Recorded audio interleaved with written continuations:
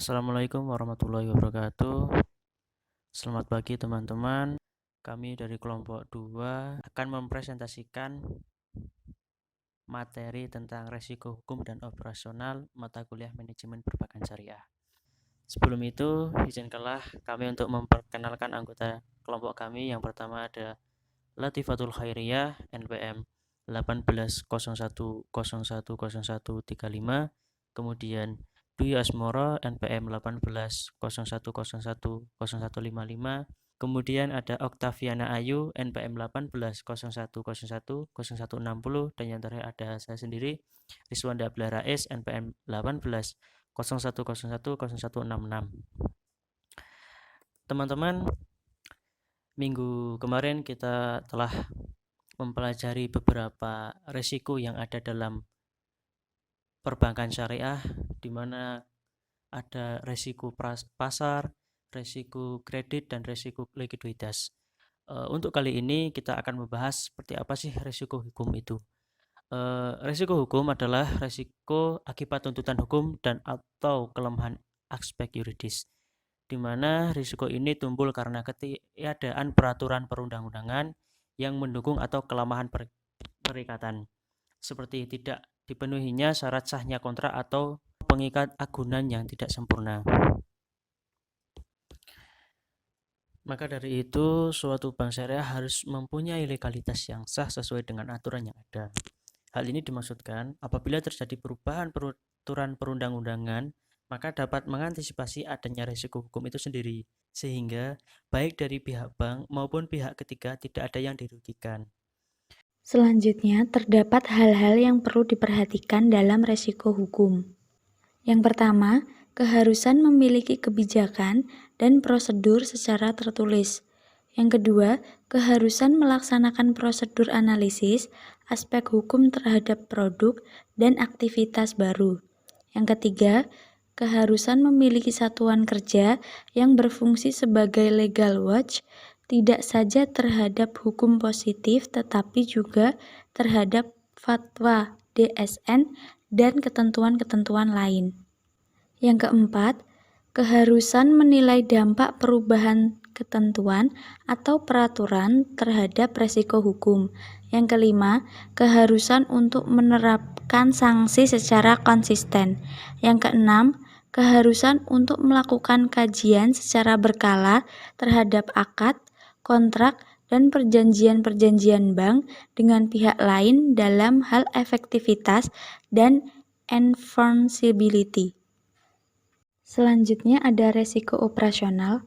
Apa itu resiko operasional? Resiko operasional adalah resiko kerugian yang diakibatkan oleh proses internal yang kurang memadai, kegagalan proses internal, kesalahan manusia, kegagalan sistem, dan adanya kejadian-kejadian eksternal yang mempengaruhi operasional bank tersebut. Saya Dwi Asmoro akan melanjutkan. Yang selanjutnya adalah sumber risiko operasional. Nah, yang pertama yaitu sumber daya manusia. Lemahnya penerapan prosedur organisasi yang perlu diperhatikan pada kesulitan dalam melakukan proses operasional. Nah, di sini di sumber daya manusia itu terdapat kurangnya pelatihan tenaga kerja, kurangnya pekerja, tidak kompeten dalam bekerja, dan perhatian yang lemah terhadap karyawan dapat menyebabkan sumber risiko operasional terbesar di bank syariah. Selanjutnya adalah proses. Aktivitas yang mengakibatkan ketidakseimbangan dalam proses manajemen dan pengambilan keputusan. Dalam hal ini, risiko manajemen menjadi kunci yang menggerakkan dalam manajemen risiko proses. Yang ketiga yaitu sistem.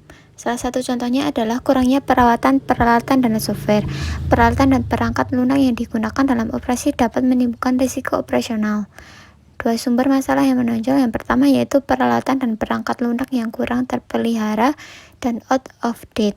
Pemeliharaan merujuk pada serangkaian kegiatan yang dilakukan pada peralatan dan perangkat lunak agar mereka tetap berfungsi dengan baik.